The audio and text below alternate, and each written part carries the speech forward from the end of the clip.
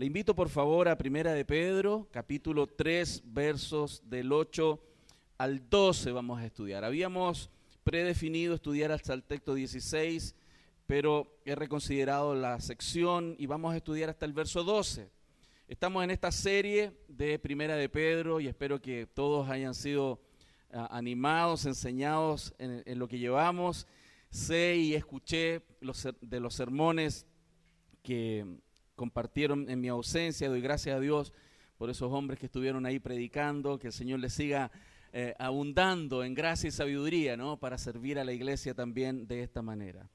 Primera de Pedro, capítulo 3, versos 8 al 12, dice así: finalmente, sed todos de un mismo sentir, compasivos, amándoos fraternalmente, misericordiosos, amigables, no devolviendo mal por mal, ni maldición por maldición, sino por el contrario, bendiciendo, sabiendo que fuisteis llamados para que heredaseis bendición. Porque el que quiere amar la vida y ver días buenos, refrene su lengua del mal, y sus labios no hablen engaño. Apártese del mal y haga el bien, busque la paz y sígala, porque los ojos del Señor están sobre los justos y sus oídos atentos a sus oraciones, pero el rostro del Señor está contra aquellos que hacen el mal. Preciosa palabra del Señor. Como hemos visto, y espero que así también usted lo haya ido percibiendo en el estudio que hemos desarrollado, el apóstol hasta la sección de Primera de Pedro 2, verso 10, él ha dado el fundamento y ha enseñado al pueblo de Dios los privilegios que tenemos como hijos de Dios aquí en la tierra. Recuerda, esta carta ha sido predicada a hombres y mujeres que están viviendo una vida adversa, una vida complicada. Y es muy probable que los que estemos aquí estamos en el mismo escenario, ¿no? La vida no es simple, la vida es difícil, la vida está llena de desafíos, de enfermedades. Por ejemplo, a mi edad, 50 años, aunque no lo crea, yo sé que me veo más viejo, ya no veo tan claro a los que están atrás. Los veo medio borrosos. Y eso habla de que los años han pasado, el mundo caído me ha afectado y me estoy poniendo viejo, hermano. Y es tremendo, y eso es una cosa tan pequeña. Yo sé que no se compara a los tremendos desafíos que como hombres y mujeres, como padres, como esposos, como vecinos, como trabajadores tenemos todos los días. Por eso este apóstol, inspirado por el Espíritu Santo, le habla a la iglesia que está en un contexto adverso y le da muchos antecedentes de cómo el creyente debe apoyarse en la verdad de Dios. ¿Pero por qué? Porque a pesar de la condición adversa que los creyentes vivimos en este mundo, al igual que toda persona que camina sobre esta tierra, los cristianos tenemos un desafío mayor, que es reflejar a Cristo y reflejar el Evangelio en esas circunstancias. Dios no le pide eso a cualquier hombre de la calle, se lo pide a sus hijos. ¿Por qué? Porque aquellos hijos que han sido contados en esa gran multitud de santos que estarán en el cielo cantando en un coro al Dios de gloria por la eternidad, aquellos hombres y mujeres han recibido por gracia una salvación tan grande que debiéramos vivir de la manera que Él quiere el resto de nuestros días hasta que Él nos llame a su presencia. Y es por eso que particularmente entre el versículo 8 y 12, que es lo que vamos a estudiar el día de hoy, el apóstol deja de hablar en aspectos específicos. Recuerde, habló de los trabajadores, de los jefes con sus subalternos, ¿no? De los apatronados con los patrones, pero también habló de la realidad de los hombres y las mujeres, de cómo el hombre y la mujer deben relacionarse. Pero en este contexto, él viene y habla de una manera amplia, le habla entonces ahora a todos los creyentes. Todos los hijos de Dios, sin distinción, sean niños, sean jóvenes, sean educados, no sean educados, sean de tonos claros de piel, tono oscuro, tengan grandes sueños o tengas pocos sueños, cualquier cristiano de esta tierra debe escuchar este mensaje, porque es un llamado de Dios a una vida diferente. ¿Y cuál es el punto? Que no solamente el llamado de Dios a una vida diferente para tener este rol testimonial, sino que en un mundo caído, donde a todos les es difícil, si tú quieres cosechar algo bueno en un mundo caído, cumple esto.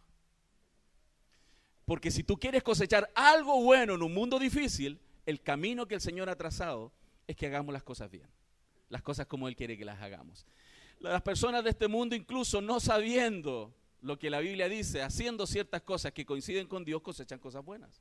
Con mayor razón nosotros, los hijos de Dios, debiéramos alentarnos con estas palabras. En el fondo nos enseña en estos textos a cómo podemos experimentar las mejores bendiciones de Dios en momentos complejos y en las peores circunstancias de la vida. Porque tú y yo no somos los únicos que pasan problemas en la vida. No somos los únicos que se nos mueren personas que amamos. No somos los únicos que nos enfermamos. No somos los únicos que peleamos, que tenemos dificultades. Todo el mundo tiene problemas. Pero los hijos de Dios podemos cosechar en medio de los problemas cosas buenas y ver la mano de Dios en nuestras vidas. Y ese es el mensaje de modo introductorio que espero que hoy día llene tu corazón y salgas de este lugar decidido a hacer la voluntad de Dios en alguna de las áreas que el Señor pudiera hablarte en este contexto. Y vamos a ver 4 puntos que creo que son relevantes de este texto. Primero, Él nos va a hablar sobre la relación con los hermanos. Hay una manera en la cual tenemos que relacionarnos con aquellos que son hijos del Señor. Los que llevamos años de cristianos sabemos que eso es extremadamente complejo, ¿no? No sé si usted ha tenido problemas con alguien en la vida cristiana. ¿Sí? Yo también, varias veces. Pero el Señor nos llama a una manera de relacionarnos con los hermanos. Segundo, la relación con los enemigos, porque hay gente que no nos va a querer. Hay gente que se va a oponer a nuestras vidas. Se va a oponer no solamente por el hecho de ser cristiano, en el mundo laboral, en muchos contextos vamos a tener personas en contra, partiendo por Satanás, nuestro enemigo. Tercero, vamos a ver nuestra actitud respecto de la vida, cómo tenemos que tener una buena actitud frente a la vida. Y cuarto, nuestra vida de oración. Así que esos 4 puntos, recuérdelo: la relación con los hermanos, la relación con los enemigos, nuestra actitud en la vida y nuestra vida de oración son los tópicos que el Señor quiere entregarnos para que, si tú quieres cosechar algo bueno en la vida, comiences a tomar estas verdades y a vivirlas con todo el corazón. Así que, como les decía, vamos entonces a la relación con los hermanos. El verso 8 de aquí del texto dice: finalmente sed todos de un mismo sentir, compasivos, amando fraternalmente, misericordiosos, amigables. Interesante, porque la Biblia es clara en decirnos, por ejemplo, cuando a Jesús le preguntaron cuál es el principal y más grande mandamiento, Él resumió toda la ley y los profetas en amar a Dios y amar al prójimo.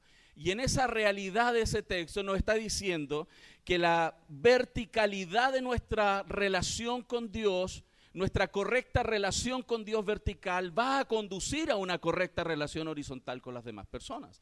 Si mi relación vertical no es correcta, mi relación horizontal va a tener mayores dificultades de las que debiera tener.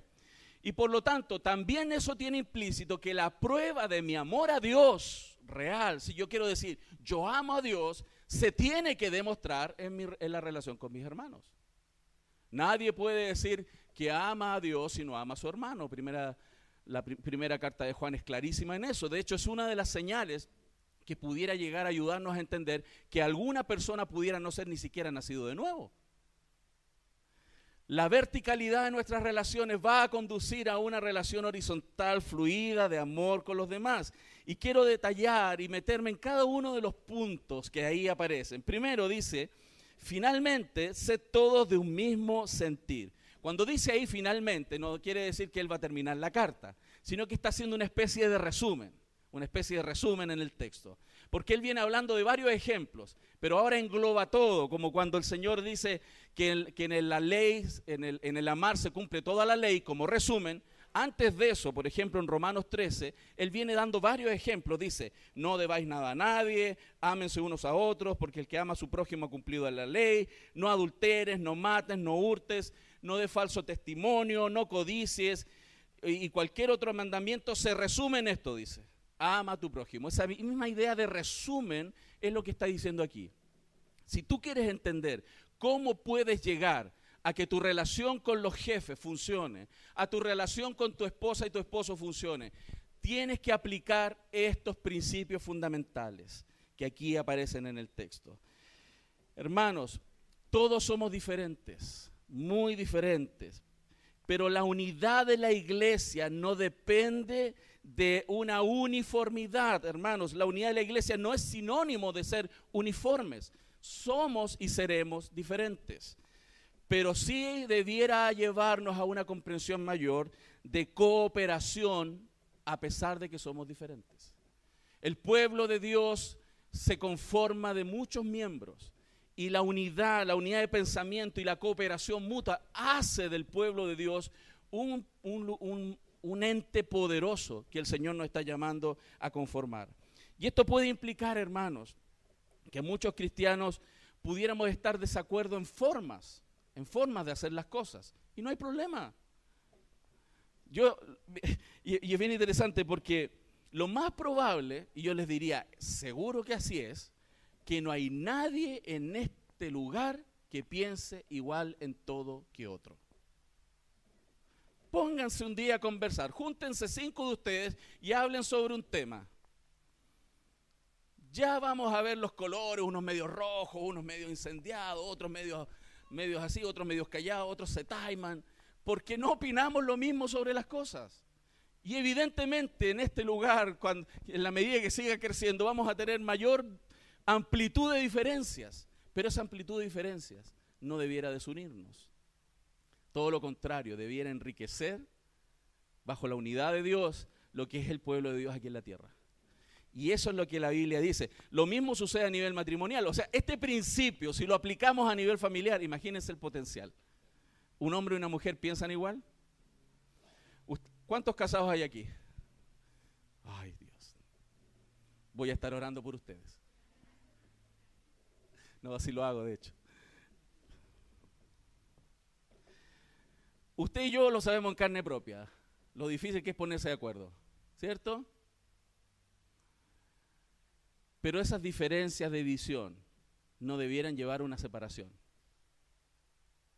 sino que las diferencias de visión en unidad, en paz, con los principios bíblicos, debieran llevar a fortalecer un matrimonio a un nivel que sería envidiable.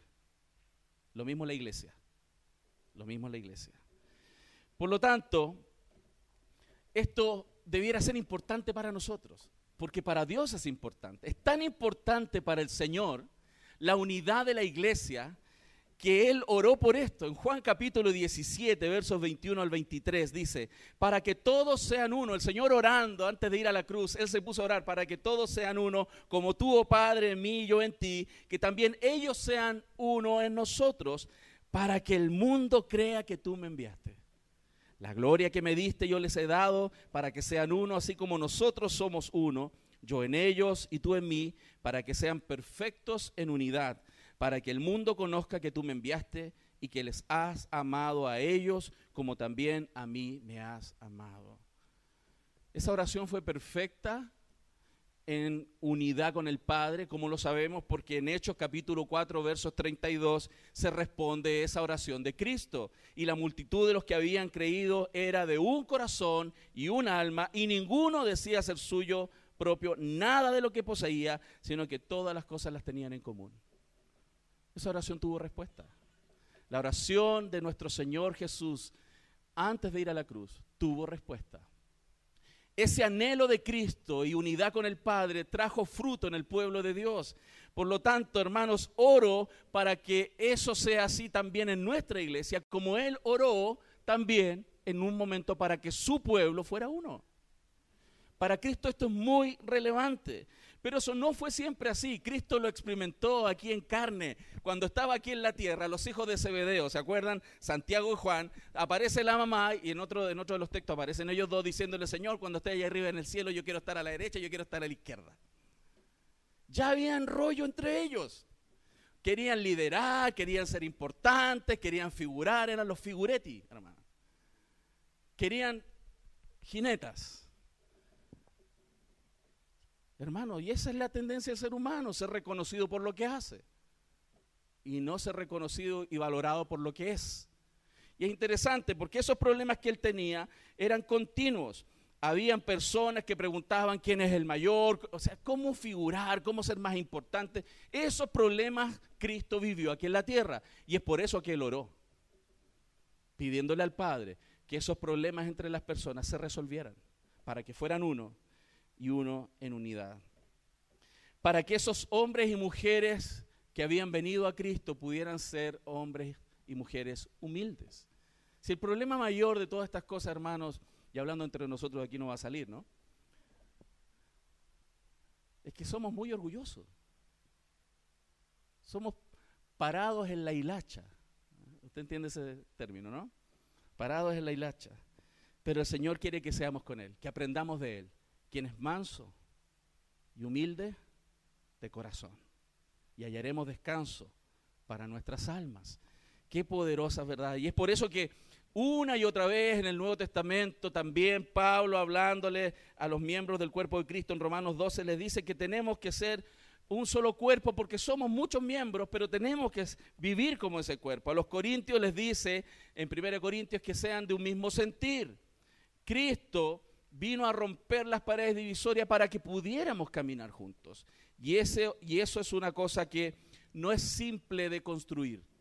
Tiene que ver con nuestros propios corazones. No con la idea de ponernos de acuerdo a per se. No es una negociación colectiva el mecanismo, es una transformación del alma. Mientras más humildes y sabios nos transformamos, más fácil será caminar juntos. Por lo tanto, en las cosas fundamentales, Dios nos llama a tener unidad, de las cosas fundamentales. En lo que no es esencial, podemos tener libertad. Si usted quiere usar corbata, úsela. Yo no voy a usar corbata. Alguno me podrá mandar al infierno por ahí, ¿no? Pero yo no voy a usar corbata. En esas cosas que no son esenciales del texto, podemos tener libertad. Pero en las cosas fundamentales, no. Y en todas las cosas tenemos que tener amor, caridad, ser generosos con los demás. Eso el Señor nos está llamando. Y ese llamado, fíjense que viene después de que Dios da todo un contexto. Él nos salvó de una manera tan grande que Él anima al pueblo de Dios a caminar de esta manera. Y el motor de eso es simplemente el Evangelio, recibir la gracia y la misericordia compasiva de Dios todos los días con nosotros. Si Él es humilde, Él nos anima a ser humildes como Él. Eso es lo que el Señor está buscando. El segundo punto dice que seamos compasivos. Amados, yo creo que en este punto tenemos que renovar a veces nuestra comprensión sobre qué es ser compasivo.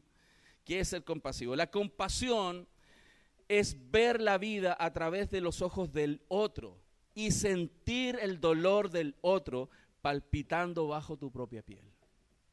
Ser compasivo, vuelvo a repetir, es ver la vida a través de los ojos del otro y sentir el dolor del otro palpitando bajo su propia piel. Y eso no es simple, porque nosotros creemos entender lo que el otro siente, creemos percibir lo que el otro piensa, pero no lo sabemos. Y acercarnos a las personas y acercarnos al punto de lograr percibir lo que ellos ven con sus propios ojos y lo que sienten en su corazón, hermanos, es un desafío. A veces nos sale el biblista frente a la gente. Y lo único que hacemos es filtrar a la gente de acuerdo a algunos textos que yo me sé. Y lo que sale por mi boca es solamente instrucciones de lo que él debe hacer. Pero no soy compasivo. No soy compasivo. Y eso es lo que el Señor nos está llamando. Porque el Señor, sabiendo lo que los demás tenían que hacer, teniendo la autoridad total de decirles lo que tenían que hacer, Él fue compasivo. Y ese es el llamado del Señor. Amén. ¿Cuánto le gusta eso? ¿Cuántos quieren compasión con ustedes? Aprenda a ser compasivo con otros también. Amén. Por lo tanto, esta es una forma de vida de no solo caminar al lado de las personas, sino intentar caminar como dentro de las personas. Es experimentar lo que a veces se produce en consejería cuando uno está compartiendo con personas, donde uno comienza a profundizar en el corazón de alguien y comienza a mirar la vida y a entender la vida como él la ve, o ella lo ve, como ella o él siente, cómo le duele. Porque a lo mejor a mí no me duele como a ella le duele o a él le duele. Eso se logra en la medida que logramos amar. Fíjense cómo el Señor se enternecía cuando veía a alguien triste sufriendo. Si tú no eres capaz de llorar con el dolor del otro, pudiera ser que tu corazón es muy duro. Por eso el texto en el verso 8 nos dice también amándonos fraternalmente. Esa palabra significa, que está traducida ahí, esta idea de amor entre hermanos. Por lo tanto, en ese sentido y en el sentido bíblico, debemos amar a nuestros hermanos no por sus virtudes, sino a pesar de sus debilidades. No amamos a los hermanos por sus méritos, sino a pesar de sus deméritos. Y esa es la verdad bíblica. Si tú quieres cosechar algo bueno aquí en esta vida, tú tienes que amar a tus hermanos a pesar de cómo son. Y a pesar de que no dan el estándar que tú esperarías que den.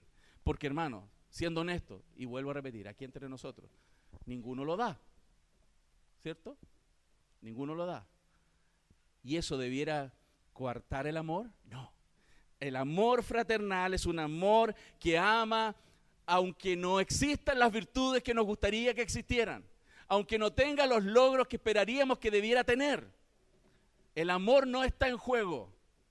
Y eso es lo que el Evangelio anima. Este mundo no funciona así. Este mundo ama cuando cumplen lo que ellos esperan. Si no, nos vemos. Chao. Este amor cristiano, el amor bíblico, no permite alejarte de tus hermanos. No permite.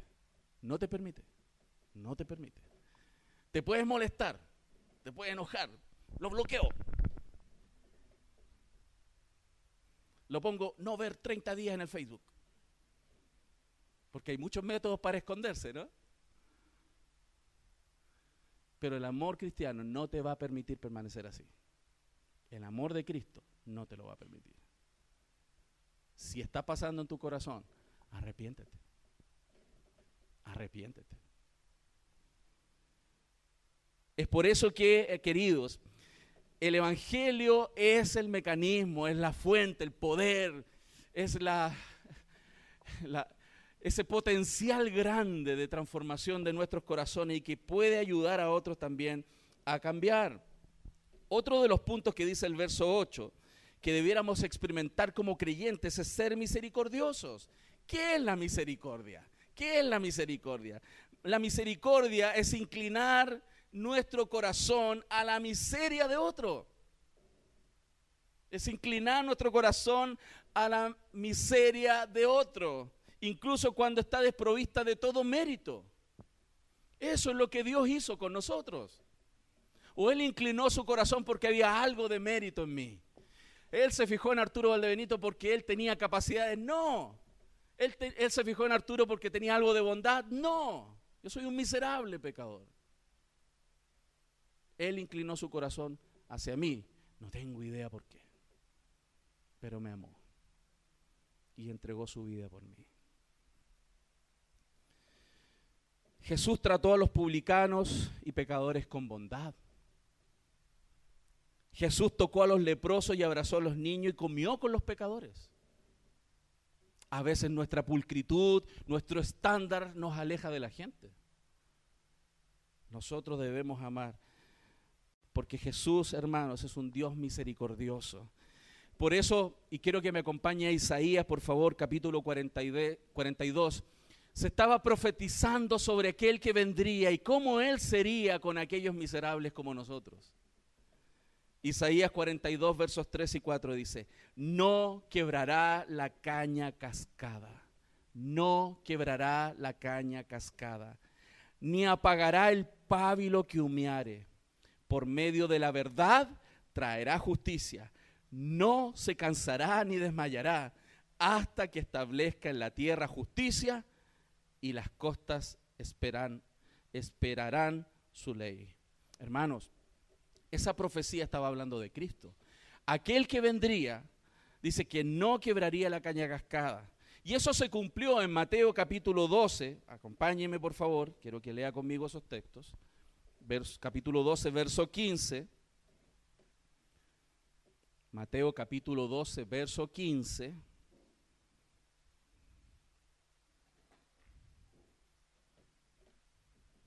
Dice así. Sabiendo esto, Jesús se apartó de allí y le siguió mucha gente y sanaba a todos y les encargaba rigurosamente que no le descubriesen, para que se cumpliese lo dicho por el profeta Isaías cuando dijo: he aquí mi siervo, a quien he escogido, mi amado, en quien se agrada mi alma. Pondré mi espíritu sobre él, y a los gentiles anunciará juicio. No contenderá, ni voceará, ni nadie oirá en las calles su voz. La caña cascada no quebrará, y el pábilo que humea no apagará, hasta que saque a victoria el juicio, y en su nombre esperan los gentiles. ¿Qué significan estas dos expresiones? Creo que es importante explicarlo. Primero, cuando habla de la caña era estas como ramas duras, ¿cierto?, que crecen a las orillas de los ríos de Israel, y esas cañas se usaban para construir flautas, instrumentos musicales. Y para poder usarlas como un instrumento musical tenían que varillarlas en el interior, ahuecarlas. Pero como son sensibles y es delicado y limpiarlas no es tan simple y perforarlas, varias de ellas se magullaban o se fracturaban. ¿Y qué pasaba cuando eso sucedía? Había que botarlas y las tiraban al río. ¿Por qué? Porque no están perfectas para el uso que se espera. Así también nosotros somos, hermanos. A menudo somos personas que estamos dañados, que tenemos cicatrices, que tenemos pecados, que nos caemos, que no siempre cumplimos el estándar del esposo bíblico que la Biblia nos plantea, que no siempre honramos a nuestra esposa como debiéramos honrarla, que no siempre la tratamos como un vaso más frágil. Pero el Señor no desecha esas cañas, no las desecha. También el otro ejemplo dice que es este pábilo. En esos tiempos bíblicos los israelitas, para iluminarse, tenían un pábilo, una mecha hecha de fibras de lino que flotaba en aceite y con ello daban luz. Y eso tenía que estar entrelazado. Pero ¿qué pasaba, hermanos? Cuando el pábilo tenía mucho tiempo, esta mecha de fibras tenía mucho tiempo, se carbonizaba un poco y soltaba un olor hediondo, hermano, hediondo, que lo que había que hacer era sacar el cosito y botarlo a la basura, por hermano, botarlo. Bueno, en algunos casos ese pábilo que humeaba, la gente intentaba recuperarlo y cuando ya no servía más, lo botaba. Así también nosotros somos a veces pábilos que humean. No son ustedes, hermanas, quizás siempre, es aquellas mujeres pasivas, humildes, tiernas, sujetas a vuestros esposos. O eso pasa en otras iglesias, que tratan con respeto y honra a sus esposos. Como tampoco nosotros los varones somos lo que debiéramos ser, amando a nuestras esposas como Cristo amó a la iglesia. Y lo tremendo, hermanos, que en toda congregación que se reúne a escuchar a Cristo, el Evangelio, todos cuando nos enfrentamos a la ley de Dios, tenemos que reconocer que necesitamos a Cristo todos los días. Y que si no fuera por Cristo ya estaríamos fuera, nos hubieran desechado.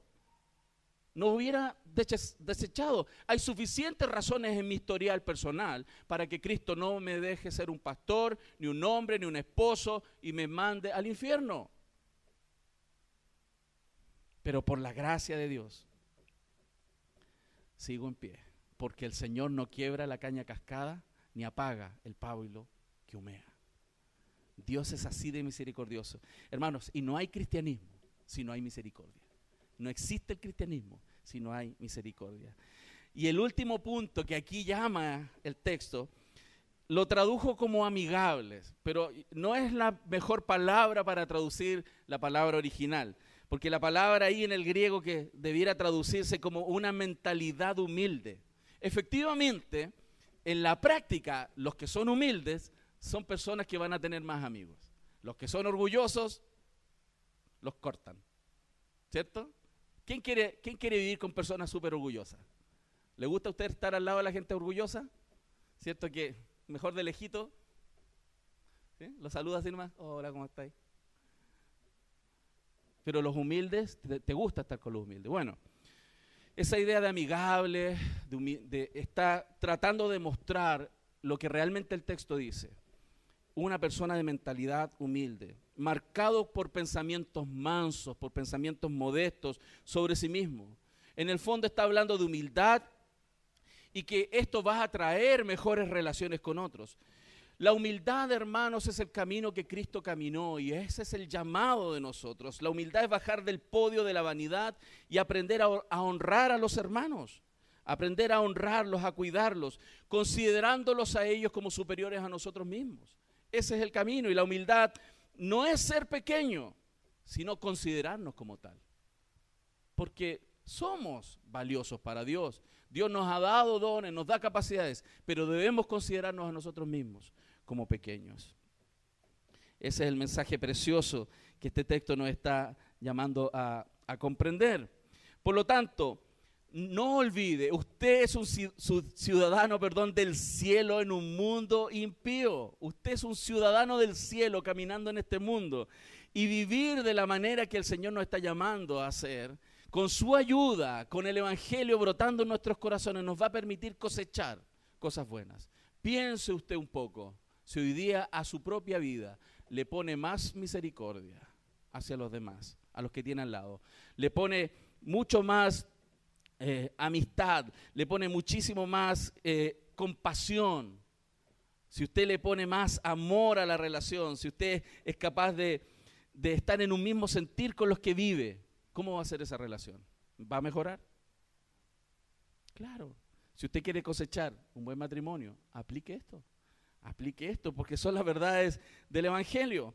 Ahora, hablemos de los enemigos, porque si es complejo con los que tenemos cerca, imagínense lo que significa con los enemigos. El verso 9 dice, no devolviendo mal por mal, ni maldición por maldición, sino por el contrario, bendiciendo. Estos cristianos de Asia Menor estaban dispersos, estaban siendo perseguidos, le estaban robando sus cosas, sus enemigos hablaban mal de ellos, los criticaban, los perseguían, y el Señor les está llamando a no pagar con la misma moneda, Ellos tenían que devolver al mal con bien, tenían que entregar bien, hermanos, qué tremendo. Y yo sé, la Biblia es clara, pagar mal por bien, eso es perverso. Pagar mal por bien, eso es perverso. Todos estamos de acuerdo en eso. Devolver bien por bien y mal por mal, eso es justo. Si te dan una, tú das una, justo. Pero pagar bien por mal, eso es gracia. Pagar bien por mal, eso es gracia. ¿Y a qué nos ha llamado el Señor? A eso. A eso nos llamó el Señor. ¿Por qué? Porque a Él le pagaron mal por bien por nosotros.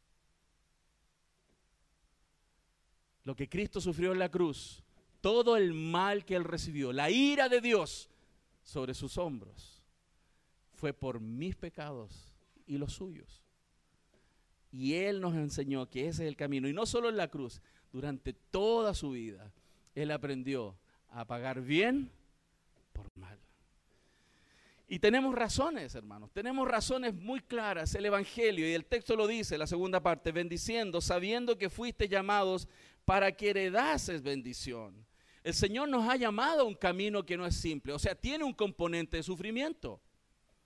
Hermano, este mundo no es el cielo y hay un componente de sufrimiento, pero el cristiano no va a trabajar para recibir las bendiciones porque ya somos herederos de las bendiciones. Solamente el Señor quiere, vive como yo digo, y todo esto es tuyo.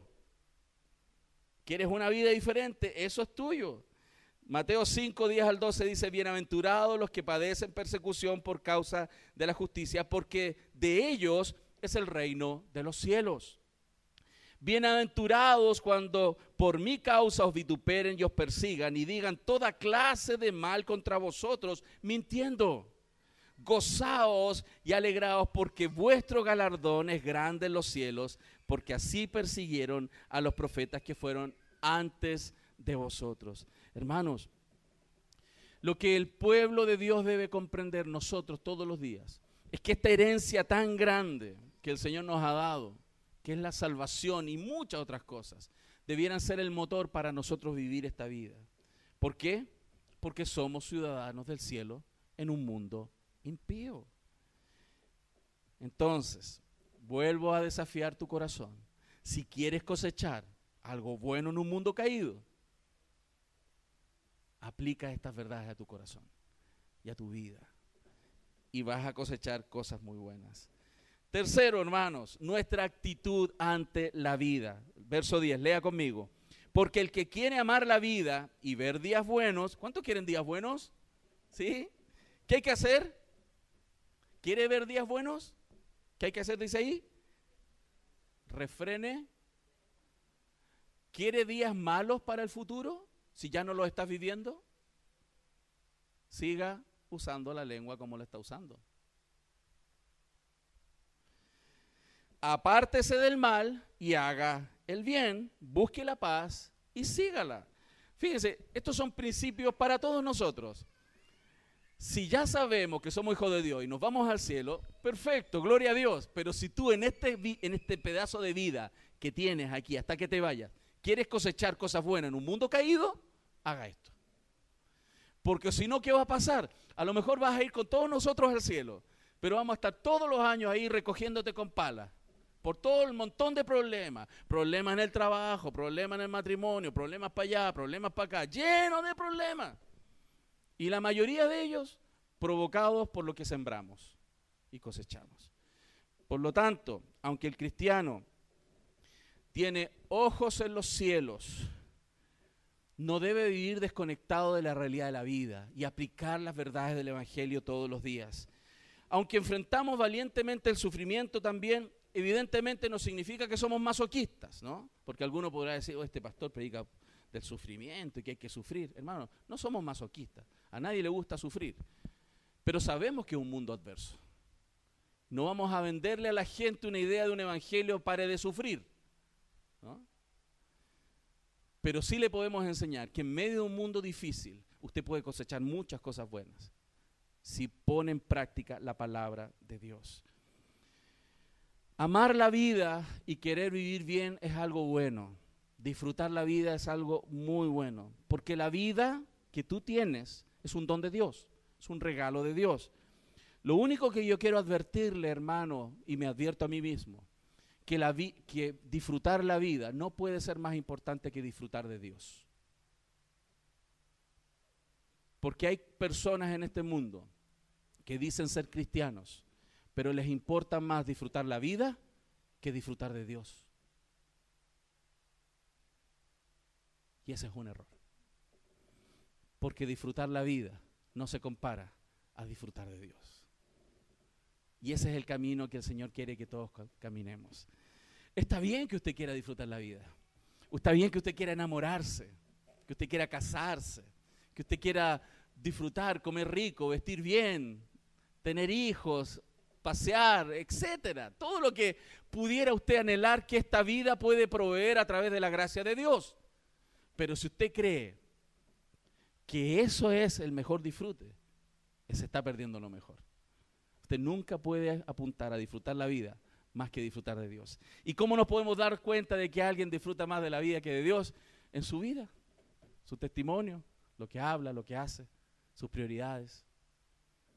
Yo le animo a disfrutar más de Dios que de la vida. La vida es un regalo de Dios y por eso hay que amarlo, pero eso no significa ponerla por encima del Dios mismo, del mismo Dios. Amén. Por eso la teología de la prosperidad funcionó tanto. Porque la teología de la prosperidad agarró a todos esos ilusos que preferían disfrutar más la vida que disfrutar más de Dios. Y usan a Dios como un instrumento para disfrutar la vida. Hermano, esta vida se les va a acabar. Y como dice una querida hermana, los que son jóvenes se van a mejorar de esa enfermedad. Llega el momento donde las cosas comienzan a ser más complejas y nosotros tenemos que llegar a los pies de Cristo a clamar y arrepentirnos. La vida no es más valiosa e importante que Dios. Lo que Dios te da no es lo que tú tienes que perseguir, sino persigue a tu Dios. Búscale, encuéntrate con Él. Eso es lo que el texto nos está diciendo, ¿amén? Porque esa debiera ser entonces nuestra actitud de la vida. Porque refrenar la lengua del mal, apartarse del mal, hacer el bien, buscar la paz y seguirlo es buscar el carácter de Dios en nosotros. Es buscar más de Dios en nosotros. Refrenar la lengua del mal. La Biblia es clara en decirnos cuán compleja es la lengua. Es un látigo, ¿no? Es como un arma que está cargada de mal. A veces es maliciosa, es como una espada, destruye como fuego, mata como veneno. He visto destruirse relaciones solamente por personas hablar. No le dispararon a nadie, no le enterraron ningún cuchillo, simplemente hablaron y mataron relaciones. Es peligrosa. Pusieron cara de susto. Bueno, por eso es mejor hablar menos. ¿Ok? No solo las palabras, sino también las obras de un cristiano deben evitar incluso la apariencia de mal. El texto es claro en 1 Tesalonicenses 5:22. Necesitamos clamar como el salmista: pon guarda a mi boca, oh Jehová, guarda la puerta de mis labios. Y de la misma forma, de no dañar con nuestra lengua, dice: no hables engaño. Hablar engaño es esconder tras suaves palabras una intención diferente. Podemos decir las cosas muy bonitas y esconder lo que realmente pensamos. Más al Señor no lo engañamos, queridos. No lo engañamos. Por eso, si tú quieres ver días buenos aquí en la tierra, si tú quieres cosechar días buenos aquí en la tierra, apártate del mal. Habla lo que dice. Sea amoroso, sea misericordioso, sea generoso. Y aunque a veces pudiera ser gente que abuse de ti, no importa. Porque no importa lo que los demás hagan. No importa lo que tú haces delante de tu Señor, porque Él es el que te va a dejar días buenos aquí en la tierra. Amén. Amén. Apártense del mal y hagan el bien. Hermanos, nadie puede ser feliz en el territorio del mal. Escúchelo muy bien. Nadie va a ser feliz en el territorio del mal. Te vas a engañar. Las luces y el ruido te va a engañar. Nadie va a ser feliz en el territorio del mal. Olvídese, nadie. Donde mora el mal, la felicidad va a empacar las maletas y se va a ir. Y vas a arruinar tu vida. Una persona verdaderamente feliz se dedica a hacer el bien y del bien va a cosechar. Esos son felices. Haga el bien, busque la paz. Como dice con claridad ese texto, ¿no? Apártese del mal y haga el bien, busque la paz y sígala. Y en ese sentido es un último desafío. Siga la paz. Y esto es muy interesante porque la gente piensa que si uno está en statu quo, así detenido, sin hacer nada, va a haber paz. No, la paz no viene del statu quo. La paz hay que buscarla. La paz no es automática, necesita ser buscada. Tenemos que esforzarnos por alcanzarla, porque la Biblia nos muestra que como somos personas relacionales, nos vamos a ofender muchas veces, por lo tanto tenemos que buscar la paz. Y no solamente se trata de ser apacible, sino buscar la paz y ser pacificadores. Miren lo que dice Mateo 5:9. Bienaventurados o felices los pacificadores, porque ellos serán llamados hijos de Dios. Los hijos de Dios no solamente son tranquilos pacificadores, no son peleones, no son peleadores. Los hijos de Dios no solamente no son peleadores, sino que además pacifican. Son activos en traer la paz. Esos serán llamados hijos de Dios. Yo no sé si ese es un estándar pequeño para ti. Para mí es el mejor honor que Dios le pueda dar a alguien. El mejor título que Dios de los cielos le pueda dar a alguien. Ser llamados hijos de Dios. Los falsos profetas cometieron ese error. Paz, paz, le decían a la gente, no te preocupes, no hay problema con lo que estás haciendo. Sí, es un disfrutar un ratito nomás, no te preocupes, Dios te entiende. Uy, Señor. Pero estaban siendo rebeldes contra Dios. Entonces, vuelvo a repetir, como ciudadanos del cielo en un mundo impío, nosotros tenemos que vivir esta experiencia de aplicar el evangelio en nuestros corazones. Mientras más de Dios hay en nosotros, más podremos experimentar las cosas buenas aquí en la tierra, hermanos. Y cuarto y último, el verso 12. Porque los ojos del Señor están sobre los justos. Los ojos del Señor están sobre los justos, los que han sido justificados, y sus oídos atentos a sus oraciones, pero el rostro del Señor está contra aquellos que hacen el mal. Una iglesia en un mundo adverso como este necesita entender y saber y descansar en que nuestras oraciones están siendo escuchadas. ¿Se imagina que Dios no nos escuchara? Que Dios se enojara de repente y dijera, no lo voy a pescar. ¿Sí o no? Ya me está escribiendo WhatsApp otra vez. No lo voy a dejar ahí, voy a poner ese que cache, que no sepa que lo vi, que no le marcó el ticket azul. ¿Se imagina que fuera Dios así con nosotros, hermano? Lo lindo es que Dios está atento. Atento de tu vida. Atento. Atento de todo. De tus aciertos y tus errores. De tus dolores, tus angustias, pero también de cómo estás creciendo. Y el llamado del Evangelio, después de entender todo esto, es agarrarnos más del Señor, hermano, y aplicar este Evangelio a nuestras vidas. Y cuando tú lo intentes hacer, porque de repente pudiera parecer que el Evangelio entonces es un montón de cosas que hay que hacer. Cuando tú lo intentes hacer, te vas a dar cuenta que no logras, no das la talla, como yo.